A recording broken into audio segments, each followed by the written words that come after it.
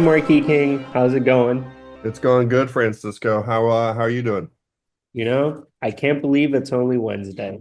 Right, same here. Wanted to thank you though. Everything you showed me on our last call went really well internally. I got some good shout outs, so I appreciate the time you took last week.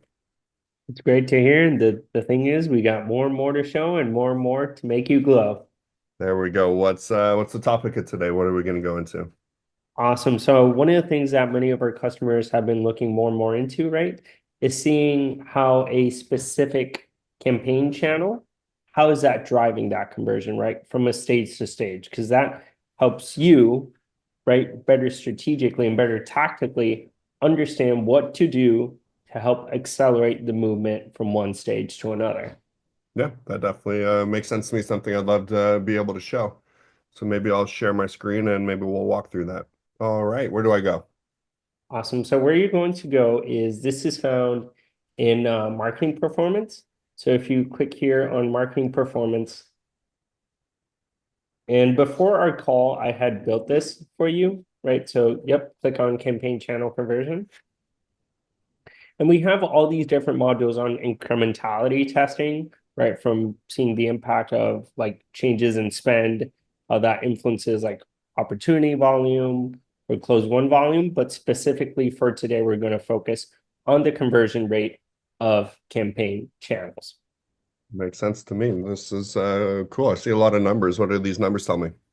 Great. So what we're looking at here, just to, lay the scene is we're looking at the journey progression, right? So we're looking from one stage to another. So we're looking from the lead stage to MQL, right? And we can set different time period filters. Here we're doing analysis of historical, right? So all time. So we're looking at all of your data to understand from lead to MQL, right?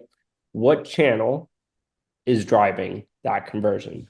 So let's just take as an example paid social, right? So what we're seeing here in the true value stands for did this cohort, right, of people, of leads, contacts, did they have a touch from campaigns under the paid social umbrella, under that umbrella of campaign channel? And if they did, at what rate do they convert, right? So if they had a touch from paid social, they convert at a 97% rate. If they didn't have a touch from paid social, then they convert at a 2.82% rate. So if I'm reading this right, paid social is helping then. Correct. And one added element here is, and one question that we get a lot is, how do I understand that this is true, right? Like that there is statistical significance. And where that comes from is the p-value, right? So what the p-value does, if you don't remember college statistics class, which sometimes I do, sometimes I don't, it helps you understand if the association between is true, right? Is there a statistical significance, right? Based on the sample size that we're seeing, that Mhm. this hypothesis is true. Yeah, makes sense to me. So then if I'm reading this then, so I can see a big lift here, which is showing that this is a channel that we should be investing in more. So now I see these ones over here as smaller ones. So is this then saying maybe we should slow down our offline events, or how do I then take this to actionable insights? Right. So I think one of the important things to consider is as we look at these different campaign channels, is what are you immediately responsible for, right? So if you're demand gen, then we'll want this to be, paid social, paid search, online webinars, right? Because that's something directly within your control.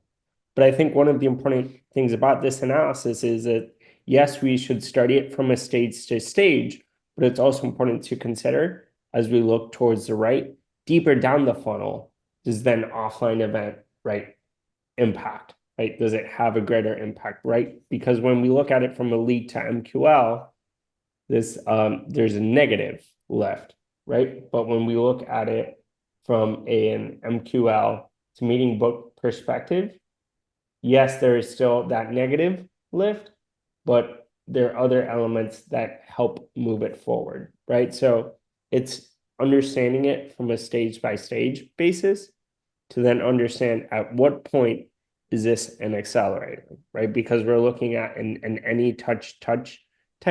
So it's saying in the journey from lead to MQL, in the journey from MQL to meeting booked, is there a touch from any of these different campaign channels at any point in their journey till they reach MQL or till they reach meeting booked? That's great. And I can see I can do different filters, so I can then get more granular as we go down the funnel. Right. All right. Well, this has been super helpful, something that I can bring back to my boss this afternoon. And I look forward to our next conversation where I get to find something new fascinating. Awesome. Thank you, Marky King. Have a great rest of your day. Francisco, thank you so much. Take care. Bye.